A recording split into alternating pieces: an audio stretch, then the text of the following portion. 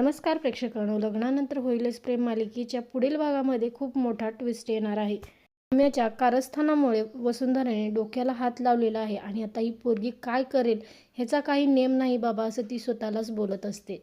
तर पुढील भागामध्ये इथं पार्थ, काव्या, जीवा, नंदिनी यांचं संगीत सुद्धा सुरू झालेलं आहे आणि ते एन्जॉय करत असताना इथे रम्याला पार्थ काव्याच्या जवळ येणं खटकतं आहे आणि तिला त्यांना दोघांना बाजूला करायचं आहे. तर इकडे आपण पाहू शकतो की नंदिनी आणि जीवा हे दोघेही संगीतामध्ये सामील झालेले आहेत. एकमेकांशी किती छान जुळवून घेताना आपल्याला पाहायला मिळणार आहे.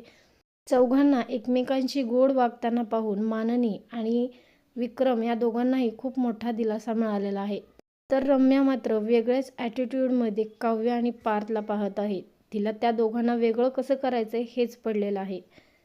नेमकं रम्या आता ह्या संगीतमध्ये असं काय घडवणार आहे की जेणेकरून सगळं काही उद्ध्वस्त होईल.